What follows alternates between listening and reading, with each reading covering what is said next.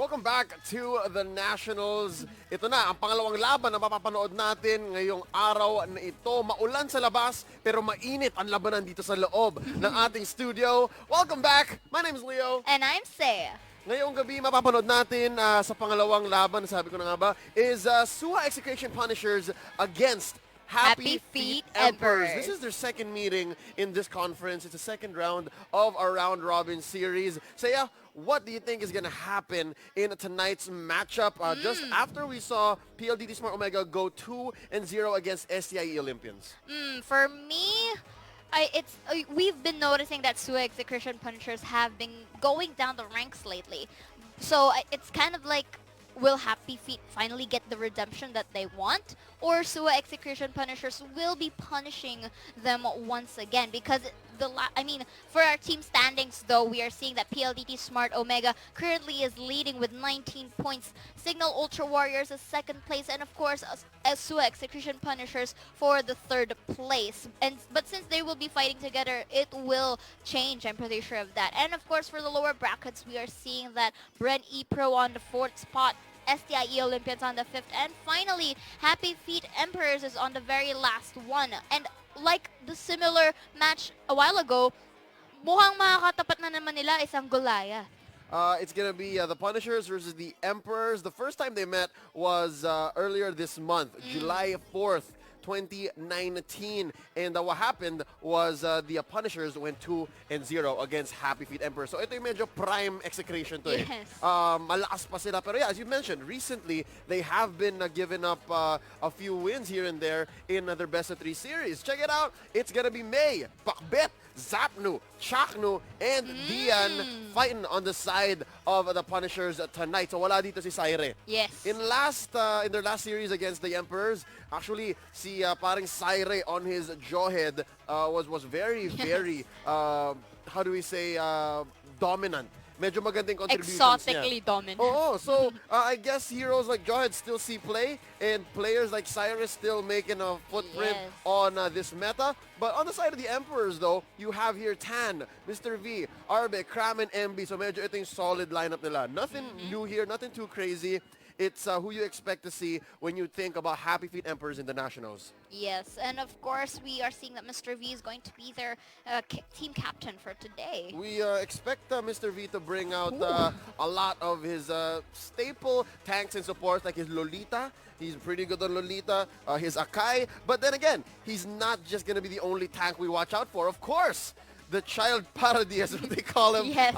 is Chaknu. Joshua Mangilog is just on top of the meta right now, at least in the Nationals. This guy, when you say Chaknu, so many things come up to your mind. Pero still, iba pa rin yung mga tank nito. Akai, Minotaur is crazy. They played 15 and 18 games respectively. 2.1 KDA on Mr. V. Chaknu though, he's there for a bit more.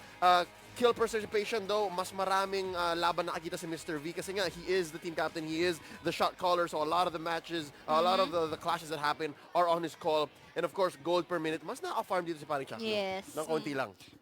Even though like it's also notable na kahit medyo mababa yung KDA ratio ni Mr. V, talagang medyo pinaprioritize niya yung mga members niya. And of course, the head-to-head for Suha Execution Punishers versus Happy Feet Emperors. Suha Execution Punishers has a win-loss of 12-6. For Happy Feet Emperors is going to be 3-16.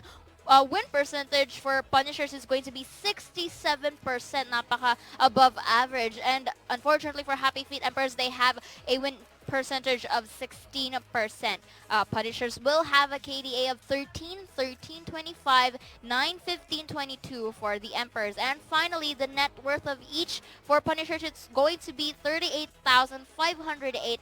And for Happy Feet Emperors, it's going to be 30,384. So it's only an 8K gold gap. What I like about the Emperors here is they actually learned how to farm now. Yes. The only difference here, the difference is 8,000 gold.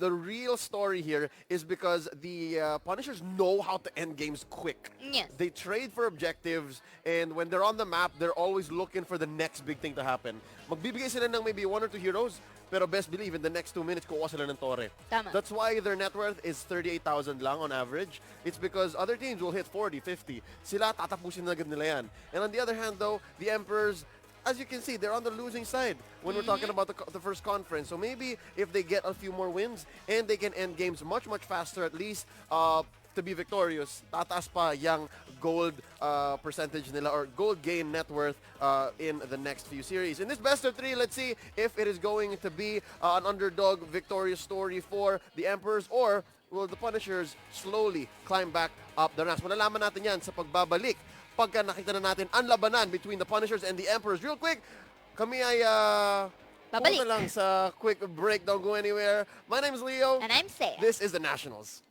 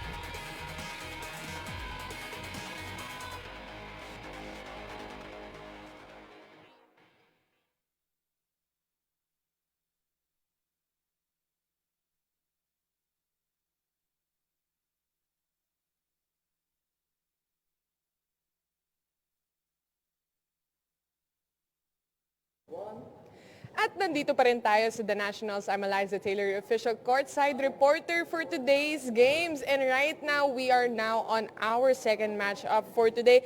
It's gonna be between Suha Execration Punishers versus Happy Feet Emperors. Isa sa mga pinakainaabangang laro. And right now, I just gonna do a quick recap para sa ating mga standings. No? For Suha Execration Punishers, they're standing right now at 12-6. Para naman sa Happy Feet Emperors is at 3-16. And nakausap ko yung mga teams ulit natin. Now, I've talked to Suha Execration Punishers and asked them kung ano ba yung sa tingin nilang advantage nila for this round o para sa mga buong series na to, sa buong The Nationals.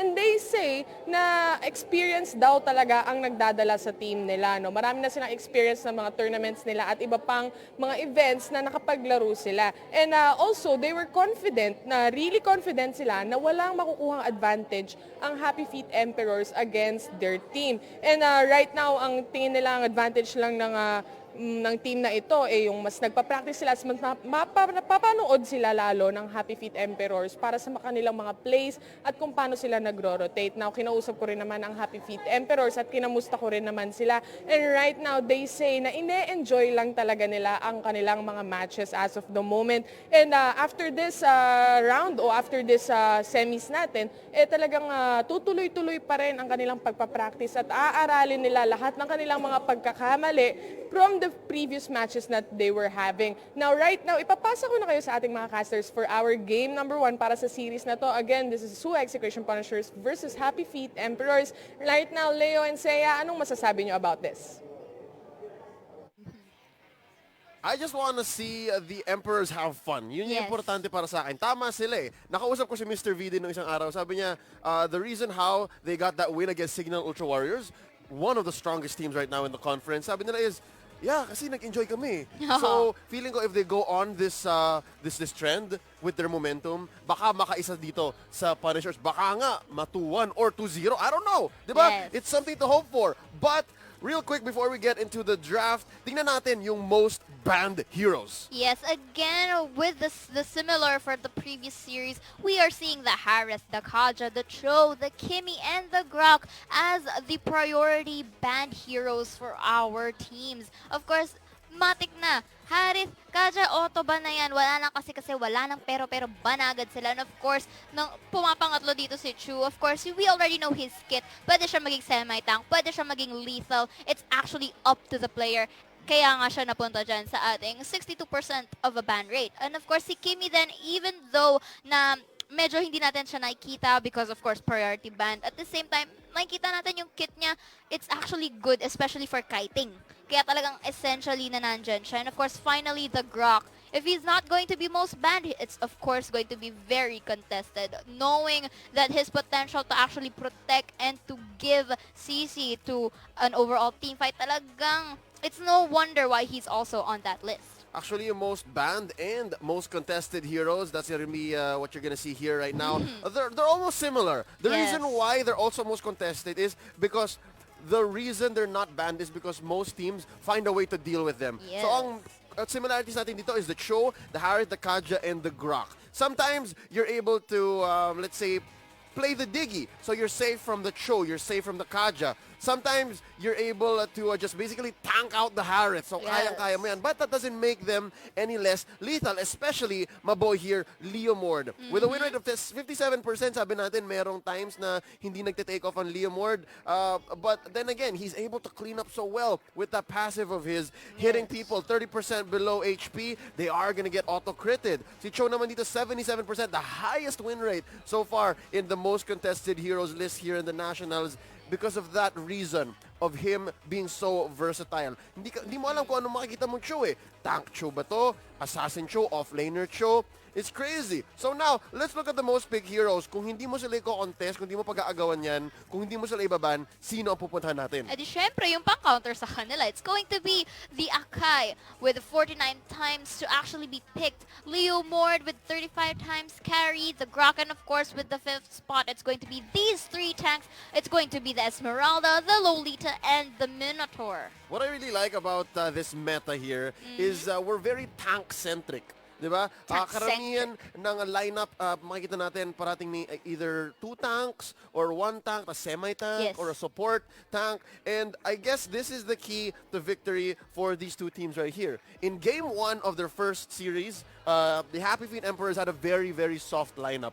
Isa lang ang main tank nila. And I think this is because they actually favored the Diggy. Yes. They really like Diggy. And that's not wrong because Diggy is still one of the stronger heroes right now in the meta. Sobrang ganda ng time journey because specifically of how many tanks there are. Yes. Medyo rampant ang Essential mga... kasi si time journey para ma-deny Yeah. kung ano man ang mabibigay nung mga tank heroes natin. Oo. But of course, syempre, with that being said, talagang magkakaroon talaga sila ng bagong strategy dito because again, this is all for nothing for Happy Feet Emperors. And with that being said, ladies and gentlemen, this is going to be Suha Execution Punishers versus Happy Feet Emperors. And ngayon, pupunta na tayo sa ating drafting phase for our game number 1 of match number 2. Ladies and Your gentlemen, team is it's the Emperors on the left. They are on the play. The Punishers are going to respond. Unang ban dito, it's going to be the Cho and the Claude. And on the other side, it's the Kaja and Your the team Grok. is It's the picking. Claude here that's surprising given our stats. I think it's important for the Emperors here to actually block out the lethality of Zapnu on that Claude. So ngayon makikita natin yung Zapnu and Chaknu connection. Our boy Zapnu here has been busy in the past few weeks. So madalas ang naglalaro dyan si Hate or si Saire. Pero at least ngayon makikita natin yung medyo star player ng Punishers maglalaro. And it's just right for the Emperors to respect that and take away Your his team Claude. is Of picking. course. And for their first pick, syempre iti-take away din ng Happy Feet Emperors ang kanilang Leo Morph dahil nakita nga natin kanina na that Suha Execration Punishers are mostly using this hero right here. At syempre nakita natin sa screen talking very seriously kung ano ang magiging first and second picks nila. And to me, syempre since naban ng most banned and most pick, mukhang the Esmeralda is going into play. At let's not forget that the Akai is also open. At ayan na nga, ladies and gents, they will be locking in the Esmeralda and the Akai.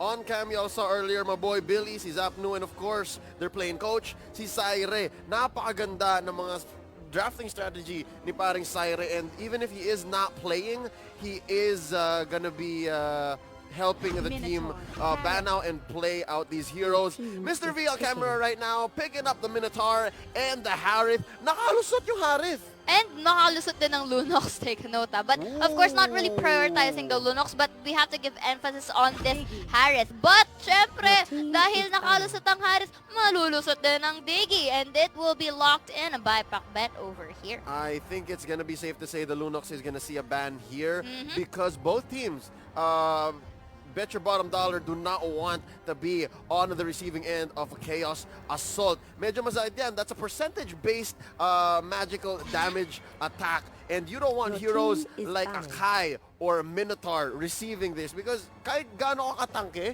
kahit na mag-build ka pa ng magic defense, masakit pa rin yan as long as it pulls through. And I think what Suha Execration Punishers did here, picking up the Diggy, is gonna be good kasi ganang-gana na yan. Pasok na yan. You are going to be stopping the Minoan Fury. You're going to be stopping the Zaman Force. And of course, once Barbiel hits the board, medyo yung mga stomp niya, safe na kayo dyan as long as you hit the time's journey just right. Second phase of banning though, check it out. It's the Kimi going away and the Selena. So, okay pa, nandyan pa si Maring Lunox. Yes, pero we are seeing that the Gusion is going to be hovered by Chakno dito. Syempre, nakita natin that the Gusion is performing very well here even though na hindi siya yung top pick or top band. At ayan na nga, na-lock in na nila without further ado, sabi ng Suha Execution Punishers. At syempre, this goes to show that the Granger is up for grabs. But look at this! Mukhang nilock in nila ang Rafaela here, which is quite a shock and a very exotic pick from Happy Feet Emperors. Oh my God. Ito yung sinasabi ko eh. The Emperors, they like to roll the dice. Yes. They like to gamble. And I'm talking about how some teams really just want to have fun. And right now, ito yung idea nila ng fun. Kahit na sabihin mo, isa lang yung main tank nila, which they did in Series 1, feeling ko naman, this should be some way to cover that weakness up. Kasi nga may Rafaela.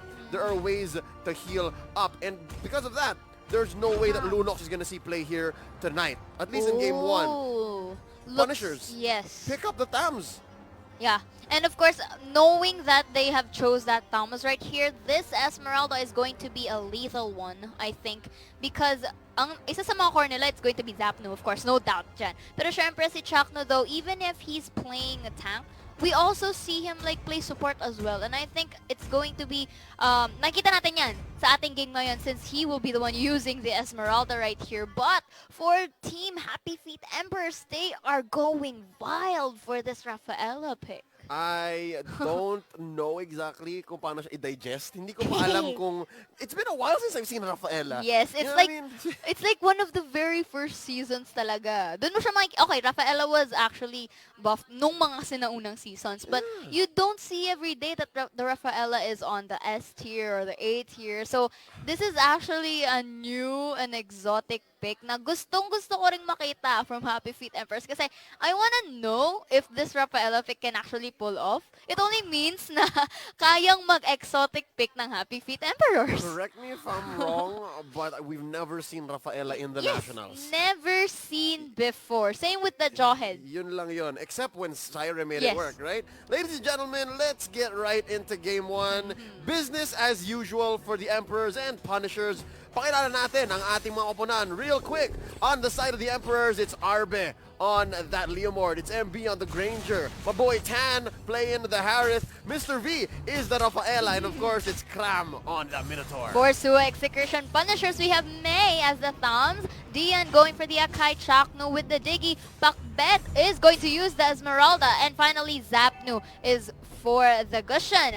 It's one thing to note, ang Punishers, wala silang traditional carry. Instead, they're gonna go here for the mid-range strategy. Syempre, they want Zapnu to go ahead and snowball. Of course, Chaknu known for being such a lethal tank. We've seen him jump in as a Minotaur. Paano pa kaya kung Esmeralda? So they are gonna go for this very, very violent and convicting gold take here. Pati sa baba, looks like no one's occupying middle lane for now. Pati sa baba, nakuha ng Punishers ang gold buff. So that's gonna lead to a 200 gold lead very quickly. But of course, the discipline from both sides of the team, sinushow nila ang respective minions from the top side and the bot side as well. Oh, si Chakma medyo aggressive dun sa baba. But here we have May, medyo inaharas tong si MB. But with a low health thanks to the Rafaela here, napagamit siya ng sprint to tower hug in that top side. Chill lang. Dian here and Zapnu to the rescue. Iwan niyo yung tropa namin dito. Offlaner yan si Dian, ha? Don't touch him. But look at the bottom side though, nine-neglect ng Happy Feet Emperor. So it leaves to a good position for Suha Execration Punishers to push this first bottom turret. Pero May here on the Brick of Health with the Zaman Force in play. At the first blood will be going to Mr. V with his first kill. At na-execute though ang ating paring Harith. But in the long run, it's actually a good trade because Suha Execration Punishers just push the bottom side and a good rotation para sa ating turtle. It would be too much to ask for the Punishers to go from 6 to 12, bottom to top to defend that tower. Instead, kukuha sila ng Torre sa baba and Turtle. I think that's a good trade. They are ahead about 1,000 gold. And yun nga, this is turning into a Punishers game so far. I think they're ahead here. Chaknu just cutting the lane, cutting the wave. Make sure Arbe cannot make space for himself. And mapapansin mo EXP-wise, lamang na lamang ang Punishers dito. Yes, and mukhang na-neglect ng Happy Feet Emperors. But look at here, to and fro, Zaman Force Time's Journey is going to be used. Pero nakapag-flicker away si Chakno in the brink of the health. But the Tan, here naka-escape siya with his flicker out. And this goes to show that Happy Feet Emperors managed to defend. But at the same time, Pakbet though medyo low dahil napatay siya ni Leomord. Oh, I'm sorry. I stand corrected. Si Pakbet pala ang naka-Esmeralda at si Chaknu ang naka-Diggy. Alright, so this is some diversity on the side of the child party. Zapnu is going off, ladies and gentlemen. Takbo paring Zapnu. I don't think you can get away from this. There's too much to ask to survive an onslaught from Tan and Kram and company. Yes. Sakto lang. He paid the price. Still 1,000 gold ahead. It's just May making the most of it. Yes, and while that fiasco was going on, nakita natin dito May and Chakno going for that sweet rotation from bottom to the top. And the Minotaur here trying to go to actually defend, pero too late to apologize dahil ayan na nga, nag-decide na lang silang kumuha ng ating buff doon. But the Leomord still trying his best to like show away minions para hindi na matuloy-tuloy ang papupush ni Thomas dito sa top. But again, this leads to a bit map control for the side of Suha Execution Punishers dahil na-push na ang top at bot. At ang natitira na lang na top, the turret, the first turret, it's the mid lane. Okay, so far so good. I really like how Mr. V's Rafaela is performing. Yes. He did get the first blood and he's making these rotations for the Emperors a little more doable, plausible per se. Kasi ang bilis sila gumalaw from top to bottom, mid. It's so hard to defend from May's solo Tams here. Yes, and do take note that Happy Feet Emperors only has one tank. So they have to really protect wisely on who. But look at here on the turtle side, Harith was able to steal it, but the Gushan goes for the kill against Leomord. The Harith goes for the slay as he kills Chakno on the long run. Pero mukhang si Pakbet dito nahihirapan kung sino bang uunahin niyang i-target. And Pakbet here still in the low of Eldian with the Hurricane Dance, pero nakapag-killing spree ang ating Harith with the help of his Chrono Dash and with a double kill. Kahit nakapag-tower hug, hindi pa rin susuko though. May here, medyo late na siya. The Gushan goes for the kill and the Revenger squad here, pero hindi sapat dahil na triple kill niya ang Kuya mo Gushan at hindi pa rin tapos because May will be trying to defend Chakno here, pero napakalakas masyado ng output ni Tan dito at nakapag-back, but Ramos here will be killing that Minotaur in exchange na maligtas si Tan dito. But look at that crit. And Arbe here hindi magpapatalo pero nakapag-reverse time si Chakno doon at hindi mahabol si May. Pero yan na nga, we are seeing here kiting but hindi pa rin sapat. Arbe was able to defeat him in the nick of time. But Dian here with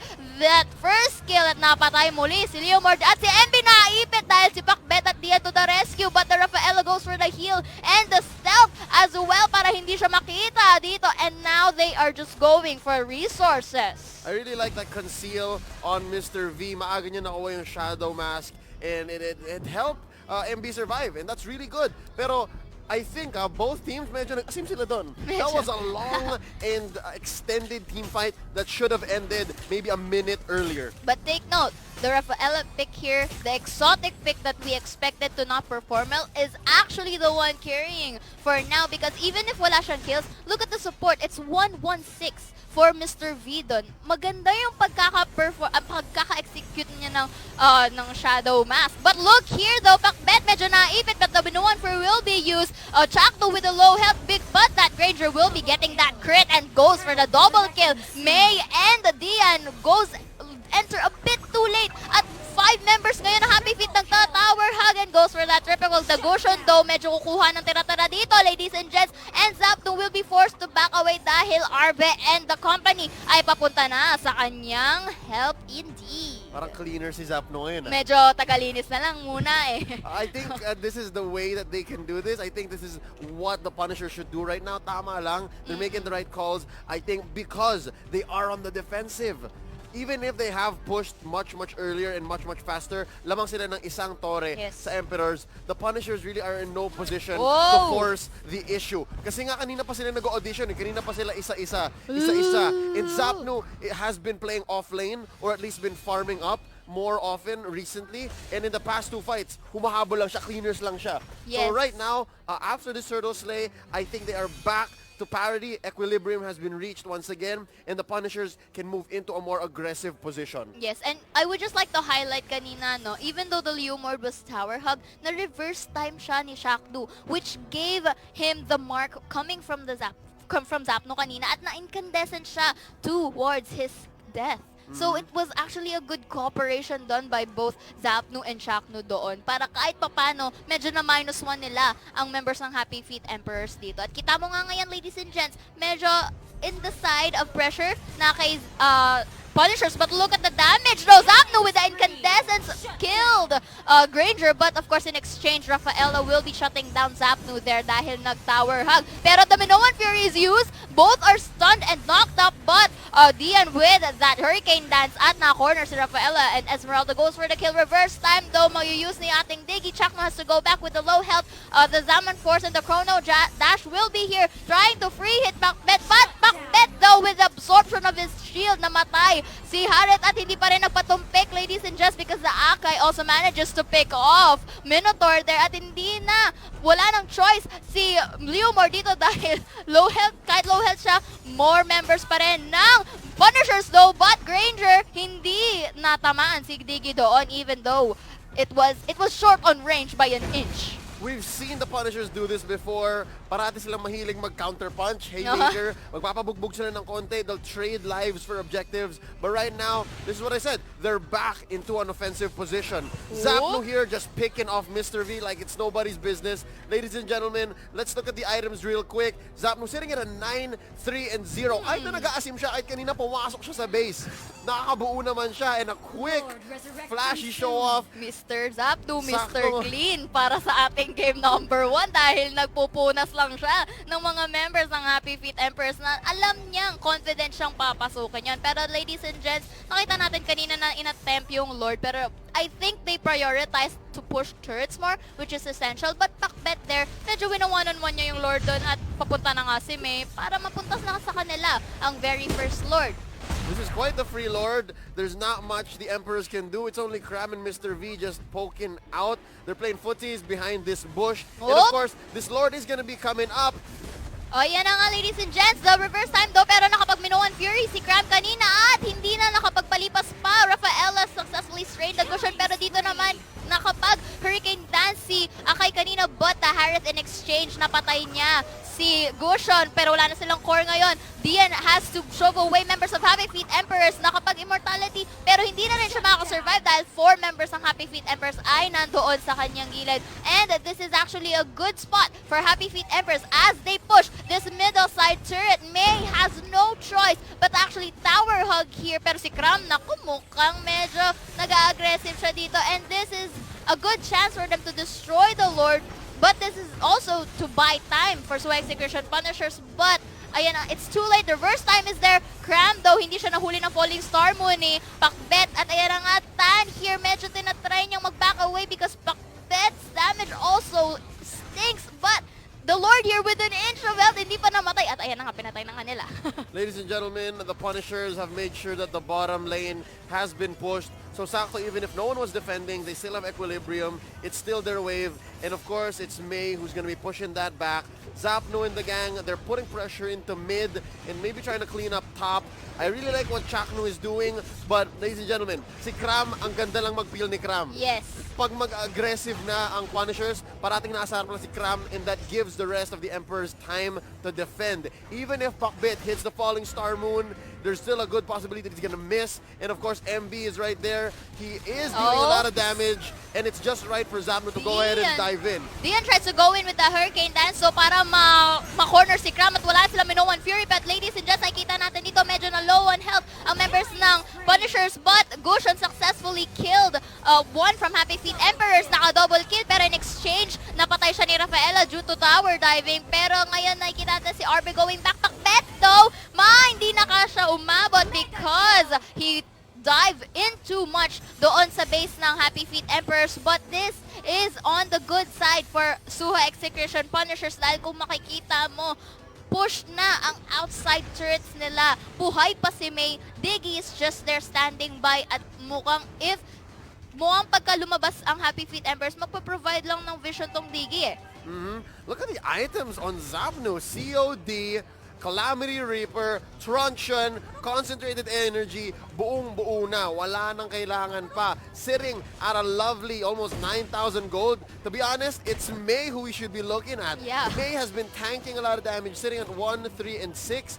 Pero yun nga, look at the top lane. Doon unang nabutas ang Emperors, and it's the work of May for the past maybe 10 minutes that's been pushing this. Yeah, although maganda nga yung nagiging exchange ng Happy Feet Emperors and Suha Execution Punishers, the fact na medyo may objective priority pa rin ang Punishers, it only means that medyo in a pinch pa rin ang status ng Emperors. And we are seeing now, hindi na nila pinapaagaw though yung kanilang Sage Golem, but still, look at that Thomas and that Esmeralda there. Talagang nag-agaw din in exchange, and they're just waiting for the second Lord to spawn to give pressure with regards to pushing dito sa side ng Suha Execution. Lord is up in about 30 seconds. Zapno just cleaning up the rest of their jungle so that they can go ahead and clean all the resources on the map. Ang ginagawa dito ng Punishers, chino-choke na nila ang Emperors. Because the rest of the waves are theirs, it's a red map as far as we're concerned. The Emperors, what they can do here is they can turtle up, protect the rest of the lanes that they have. That's the two, bottom and mid. At syempre, linisin nila yung top kasi parating may pressure yan eh. Kung magpilit sila ng laban sa Lord and mag-try sila mag-contest, there's a possibility that we go into a base race. Yes, meanwhile, we are seeing that the Lord has already spawned, but ngayon, ladies and gents, medyo hindi pa nila ganong inano, but Pakbet though is already starting up to kill the Lord there. And members ng Punishers, pinipressure lang. Thomas on the top side. Parang ayaw talaga palabasin si Leo Morton. Cram though, medyo checking on visuals dito. At ayan na nga, Dian has to go back with that first Minoan Fury coming by Cram. Pero si Dian lang ang nahuli. Chrono Dash and the Zaman Force Harriet. Pero wala siyang nakuha. But medyo messy ang nangyayari dito because Thomas has killed Rafaela. Wala na silang health regeneration. Falling Star Moon nakapag-tower dive with that confidence, and na-reverse time si Minotaur at na-slain ni Chakno dito. At dahil na-pick off ang 3 members ng Happy Feet Emperors, wala nang makakakontest ng second Lord for the hands of Punishers. This is a clean Lord take. is the second Lord of the game. Libre-libre para sa Punishers. Meron pa silang ipupush na mid at bot, ladies and gentlemen. It's just two members taking the Lord here. Ganito yung maganda eh. The lineup on the Punishers, they're able to go with 4 and 1, 4 and 1, maybe 3 and 2 even. Yes. And they can fight, they can stall. And that's the reason Ooh, why they're na-reverse times able si Arbet, to though. take objectives even if they are trading. And ladies and gentlemen, Arbe bites the dust here. This is going to give some time for Zapno to just solo this tower. Chakno and May following up, ladies and gentlemen. Lord has been called down. He's going to be marching down top. Quick fight, engage in mid. Ariana nga with the chrono dash into Zaman Force. Dian will be cornering up Graham right here para hindi siya makapag-mino and fear, pero it will be cancelled. Pakbet here absorbing more shields. Slaying that Rafaela. Gushin goes for the kill against that Minotaur. And ayan na nga, ladies and gents, mukhang pa tapusin na ng Suha Execration Punishers ang game number 1. Dinidistract lang nila to si MB, but Harriet goes for the kill. But game number 1 goes to Suha Execration Punishers. It was quite the extended struggle. This game ended at 16 minutes. Yes. We've seen the Punishers do this much more cleanly. But yun nga, lumaban ang Happy Feet Emperors. Lumaban sila, and with a lineup that rocks a Rafaela, I guess it's not enough. She does heal, right? Yes. She does heal. Pero kulang pa rin. Again, it's hard to go exotic. It's hard to rely on a lineup that is very in your face. Yes. At ang aasahan mo lang is the Minotaur. He did his work. Kram did a lot. 0, 6, and 12. And Tan, of course, Tan dealt a lot of damage. Where he lays the Zaman Force is where the fight happens. And Kram is, of course, the reason why that happens. And nakita natin kanina, maraming beses sa si Chakno, pag nagsiset siya, and of course, nagta-times journey siya, nag-aantayan lang sila ni Kram eh. Yes. Nag-aantayan lang sila. And we have to give it up to Zapno here. Kahit na ang dami niyang beses na nag-alat, those are the reasons why you see the 5 deaths. Sitting at 13, 5, and 3. He still got 13 kills. And of course, he still had all of his items. Ladies and gentlemen, legit, mga 11 minutes pa lang siguro, 12 minutes, nagpapalit-palit na siya. He's juggling. He even bought an immortality at one point. Yes. At ayan na nga, he has a kill participation of 64%, which means it's above average. I mean, he's also doing the work. And with the net worth of an astounding 12,766, gaya nga nasabi mo, 11-minute mark pa lang, kompleto na niya halos yung items niya. So it's actually remarkable. And this only goes to show na, okay, maganda yung pagkakagawa ng Rafaela. Hindi lang kasi siya sapat, unlike the 4-1 na ginagawa ng Suha Execration Punishers. The Punishers' experience here, once again, trumped the gambit that the Emperors brought to the table. We'll see if they can actually go for the sweep here and maybe go up the ranks a little more, get themselves 3 points, or will the Emperors finally get back into gear and enjoy themselves along the way? Malalaman natin yan sa pagbabalik ng the Nationals. Real quick, we're gonna go on a break. Ako nga pala si Leo. And I'm Saya. Don't go anywhere.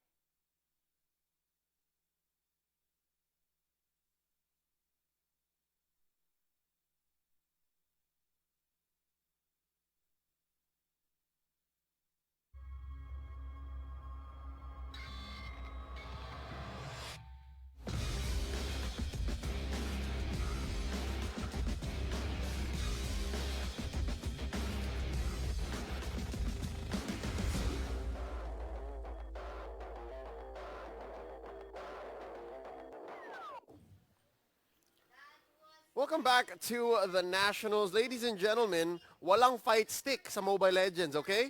That's exactly what's going to be happening after this first conference.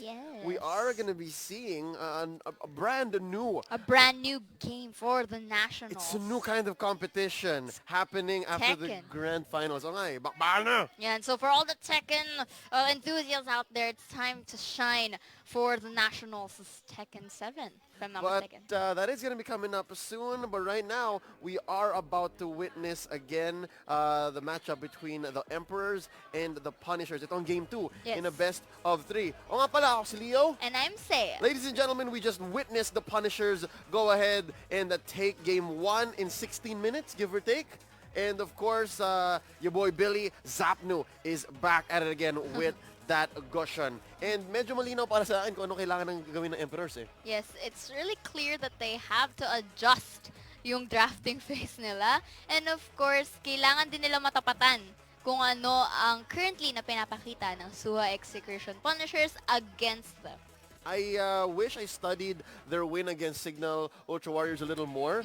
Kasi feeling ko nandun eh. The key is there. Yeah. If they defeated the Warriors, who are on top of the league right now, they are just killing it in Conference 1 of Mobile Legends here in the Nationals. Feeling ko they can do the same here against the Punishers.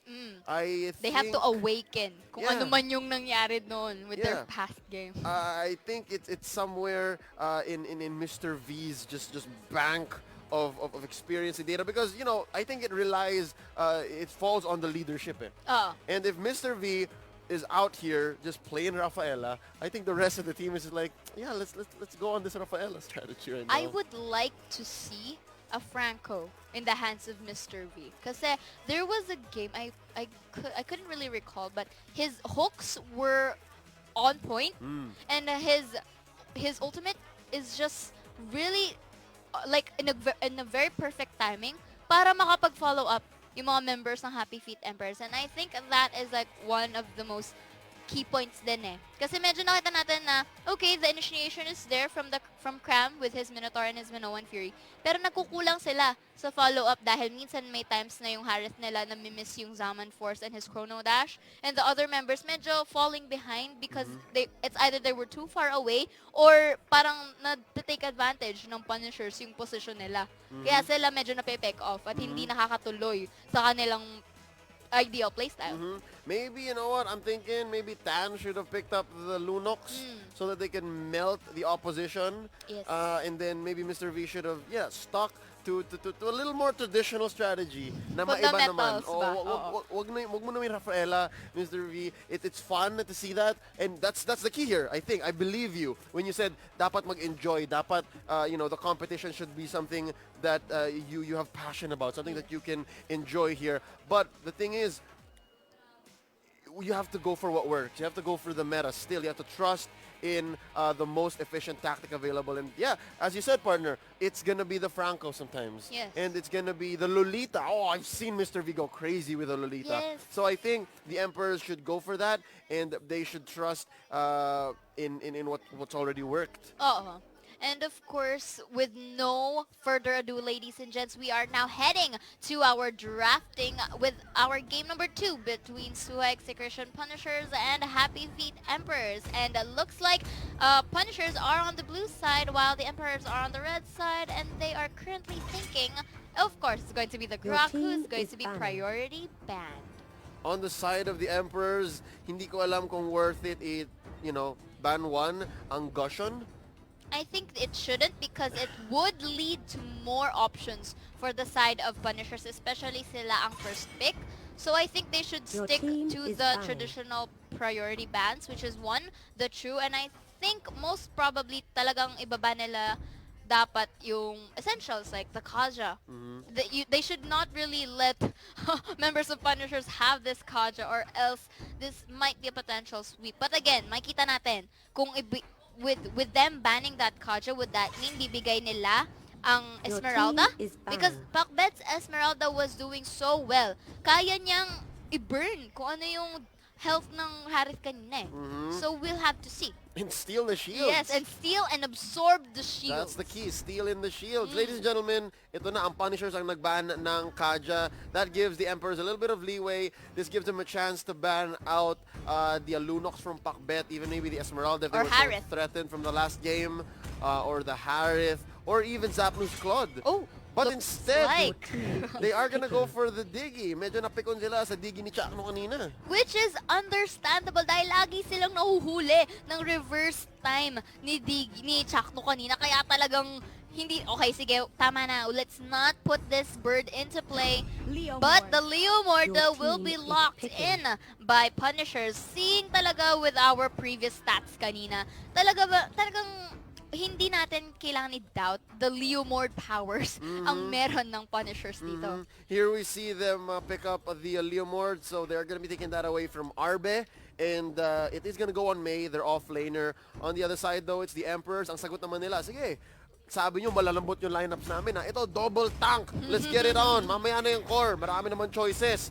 We are gonna go for the Minotaur here and the Akai. I'm guessing this is gonna go on Mr. V and Kram. Yes.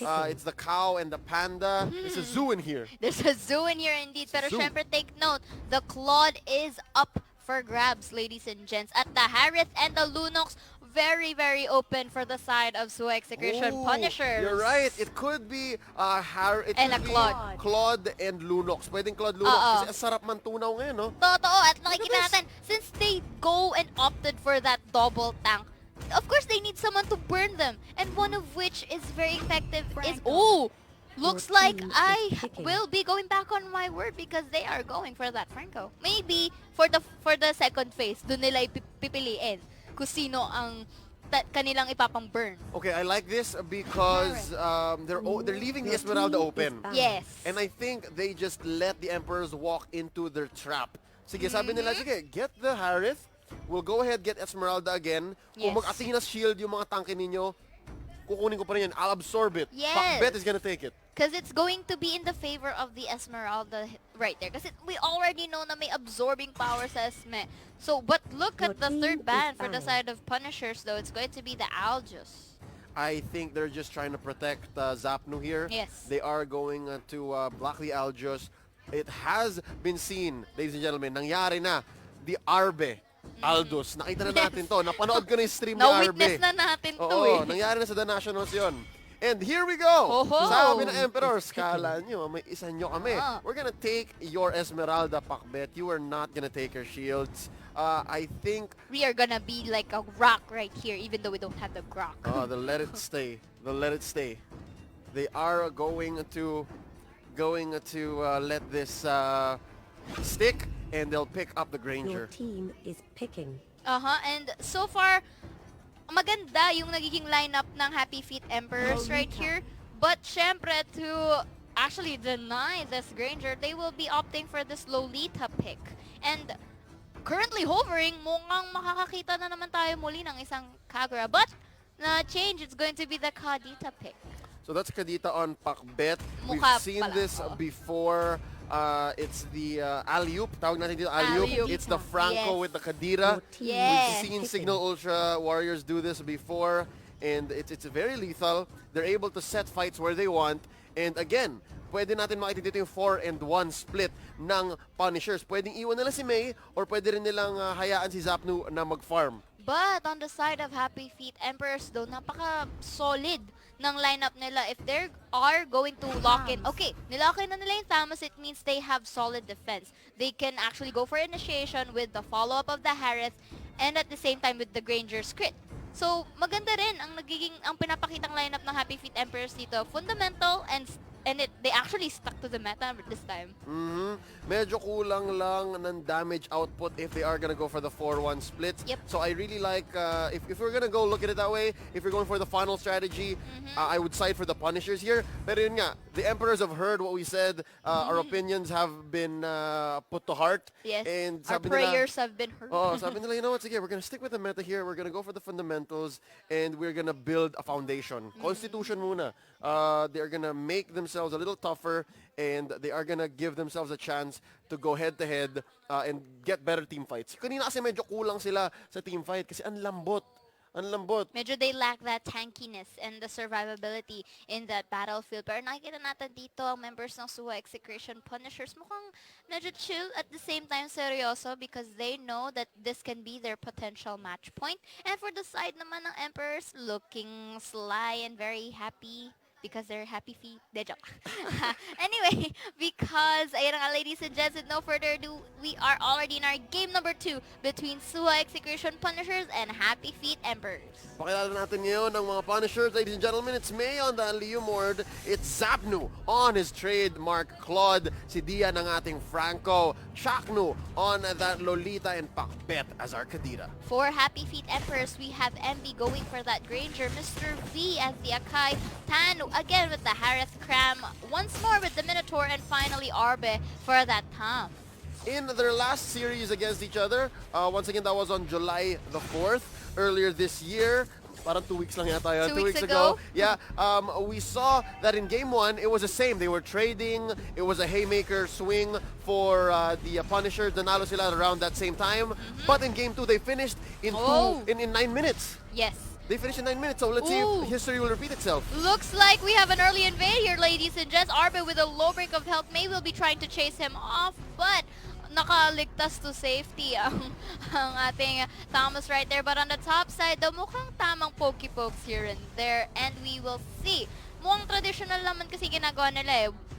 More on lane fundamentals here. So far, we are not yet seeing so much action.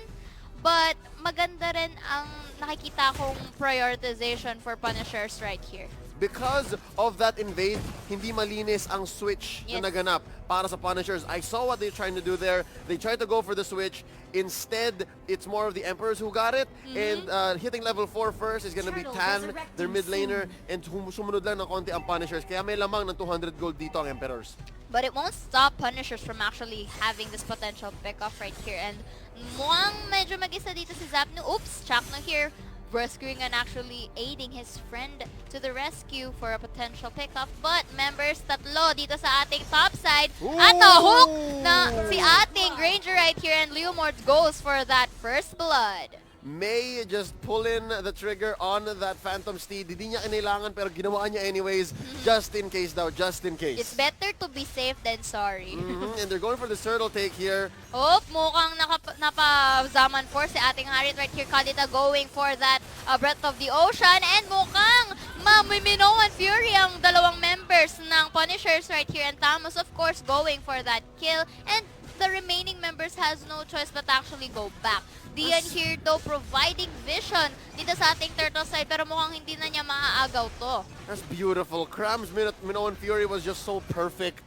Ang galing na baliktad niya. I was gonna say, look at the damage coming from Pakbet. There was so much AoE from the Breath of the Ocean, pero nabaliktad nung nag-Minoan Fury si Cram, and that led the Emperors to win that trade and to take that turtle for free. Yes. And mukhang medyo may pressure dun sa may top side natin, ladies and gents, because the Leomord is alone here. Cram just shoving him away para ma-push. But the Franco here goes for his ult on Cram, na Breath of the Ocean. At napatay na ni Leomord with the help of his mighty sword. Pero it's still, it may be a good trade, but not as much because we are seeing na medyo humahabol ang members ng Happy Feet Emperors dito. I like, instead of going for the 4-1, ang ginagawa dito ng Punishers, they are instead going to go for the safe route and just get Chakno Mask, have Zapnu pick up all the XP, all the gold, and then play from there. Medyo babysit style. Yes, medyo spoon feeding kasi it's really essential because the Claude here is one of their core. And talagang it's natural to give your core the resources. But meanwhile, for the side of Punishers, 3-2 dito sa ating gitna, pinaprioritize nila yung mid, pero wala ng minions with the help of Tan and Minotaur right there, kaya hindi nila natuloy ang kanilang potential turret. Here we see Cram just trying to manage his rage. Meron siyang anger management. Quick fight though! With the Breath of the Ocean right here, Kaneda goes for the kill with that Minotaur, but the Chrono Dash will be held for Tan, and they have to back away because Chakno is low on health. Pero sa side naman ng Happy Feet Emperors, mukhang stealth mode naman sila dito sa ating top side, pushing this one like there's no tomorrow. But May here go for Barbiel at ayan na nga, potentially picking off both of them. Pero hindi ata gagana dahil na-corner siya ng Hurricane Dance. Nasira pero nakapag-double kill si Maidon with his gravity critical hit. Ooh, ang ganda. Na-pin down Nice siya rep. into the turret, but instead he goes for the double kill. And ladies and gentlemen, SXP is making the Punishers, the Emperors pay. Sila pala yung blue side dito. Yes. He almost got it. Instead, Tan bites the dust. Muntik na pero nakatakas ang few members ng Emperors, yung ating Tams. That was a beautiful iron hook by Dian kanina, and with the follow-up of Kadita's Breath of the Ocean, talagang na-pick up siya eh. Talagang naburato siya sa mapa. Pero with that being said, syempre, hindi sila aalis ng walang turtle. At yun na nga ang ginawa ng Punishers dito to actually add more map control, and look at the net worth, medyo 3K na ang kanilang gap. The Emperors have pushed top pala. They put so much pressure Yes. on top. Medyo nag-overstay kasi sila doon. Kaya ang nangyari, medyo nautakan sila ng Leomord doon. But here on the bottom side, though, still focused here, medyo more members ng Happy Feet Emperors ang nandun. Of course, pine-prevent lang naman nila makuha ang kanilang blue dito eh. Oh, but Marvier will be Iron Hook and goes for the killing spree with that Kadita Minoan Fear will be used. But will this be enough to actually kill Zapno here? Pero hindi, yan ang Blazing Duet killing the Granger here, pero hindi pa sila nagtatapos. Chrono Dash goes for Tan. Hindi pa rin nasapat dahil napatay ni Kadita itong si Cram, pero hindi tapos. Chakno here running for his life, pero si Harit napatay niya, pero May and Zapno to the rescue to avenge your friend. Halika na dito sa akin at papatayin na kita dito with the Chrono Dash running for his life. But the Kadita doon, medyo nahiwalay na, unstoppable niya at pinatay ang members ng Happy Feet Emperors. Nag-iisa na lang si Mr. V dito, at nang dahil dyan, ladies and gents, nakikita natin offlane si Claude, magpupush siya sa bot, and more resources ups for grabs sa Punishers. It was really good. I think tama ang ginawa ng Punishers. Tinago muna nila yung Blazing Duet. After a good Art of Thievery, they were able to pull the trigger and clean up right there. Mr. V getting picked off. Kawawa naman siya doon. Nandun si Cram, but there's nothing they could have done there. There's not much they could have done. Their damage is coming from base. Their damage is in mid. And Cram just using this Minoan Fury to try and defend. But he's the instead. Iron Hook though, ladies and gents, makukuha niya. Si Minotaur here, and the Claude will be going for that free hitting and goes for that killing spree. Nakikita natin dito na napakaganda ng hooks and his stuns done by Dian dito. And syempre, hindi pa rin sila lalayas dyan dahil kukunin na nila ang final turtle. This is, the last turtle of the Yes. game. Ang susunod dyan, si Lord, in about 2 minutes time. Mamang-mama dito si Chakno. Kanina pa siya, patambay-tambay lang. Asking people Confident eh. to face check into their lineup. And they're not afraid because, as we can see here, Zapno is such a mobile hero. Dian Ayan getting Mr. V naman. once more. Pero syempre, they have to disengage. But the Blazing Duet will be going for Zapno here. And of course, syempre, tamang balik lang dahil medyo na-tower dive ako ng sobra. But another Iron Hook at nakuha tong si Cram. Pero syempre, walang follow-up dahil may Torre pa sa gitna. So they have no choice but to back. But the Minoan Fury will be used and the knockups will be there. Pero they will be picking up and cleaning up the members of Happy Feet Emperors one by one. Grabe, at ayan na nga, hindi pa rin nagtatapos because the Franco here successfully stunned Harith here, and no to avail. Minotaur is the one standing here, will be able to defend Percy Granger. Nick of the time, medyo nakapag-respawn siya, but it's not enough because na-push na at na-expose ang ating base from the bottom, and of course dito naman sa gitna.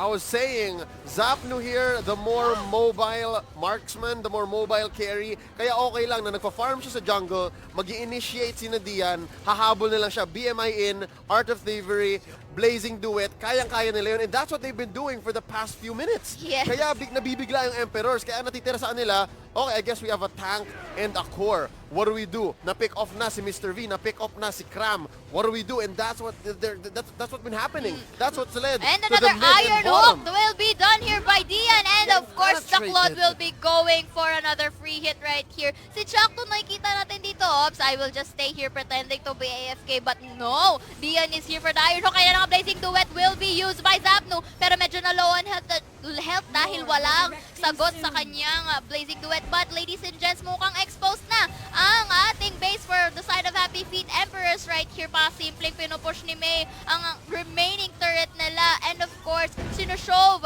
ang natitira nilang minions. But look, medyo kumpul-kumpulan na sila dito. Zaman Force will be used. At tinulak ni Mr. V papunta sa base. Ang members, si Lolita, pero the Leomord here hindi pa rin nagpapatumpik because they are just picking him up and cleaning him up. Look at the Kadita, look at the waves, and ladies and gentlemen, the sweep goes to Suha Execration Punishers. History repeats itself and we see a 2-0 in not 9 minutes but 10 instead. Congratulations to the Punishers. They felt the pressure actually dropping down through the brackets, and with this 2-0 they get themselves 3 points, none for the Emperors, and they walk away with the win. Congratulations once again to Suha Execution Punishers, and to the Emperors. This just means back to the drawing board. Yes. I mean, this is actually... pero napapansin ko dito, our rookie teams are actually showing so much improvement comparing dun sa ating previous days. I mean, even though that this was a sweep for Punishers, nabigyan nila ng pressure eh. Napatagal nila eh. And nakakapag-execute pa rin sila ng magagandang team plays. So it's actually, I would like also really to commend the Happy Feet Emperors for this final game. But their lines were broken. They were trying their best. They showed some signs of life. Again, they got the Harith on Tan. He was doing some work. Pero ladies and gentlemen, with these two tanks, there was only so much you could have done. You were riding so hard on MB, and he just kept getting caught out. Diba? Pakbet, that Kadira being able to dive into the back, mag-away pa sila ng akay ni Mr. V or ng nakita ko kanina eh. The Tams pulled the Cottonous Inferno and naglalaban sila ng Kadita ni Pakbet. Panalo si Pakbet eh. Yes. There's not much they could have done. And ladies and gentlemen, that's the reason why the experience on the side of the Punishers win out. But this is also a learning experience for the side of Emperors, because given the fact that they have managed to actually face one of our big teams like Suha Execution Punishers and giving them actually the pinatagal nila yung game, it's actually quite commendable. And for the MVP of the game, it's going to be Dian Felix Cruz with his Franco with a KDA ratio of 8.8, KDA of 2-0-11, ladies and gentlemen, with a kill participation of 59%, which is napaka understandable dahil his hooks were so lit with his net worth of 5,301. I did not know that Dian's IGN was Peace actually sign siya, his real name. Yes, peace sign siyang ganun eh. It was the Dian who was named our MVP for Yes. this game, sitting at a lovely 2-0-11 as you mentioned.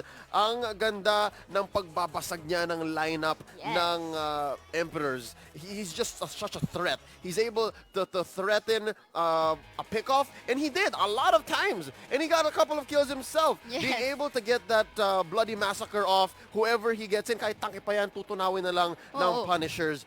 We'll hear more about this matchup from our courtside reporter, Eliza, when we come back. Real quick, kami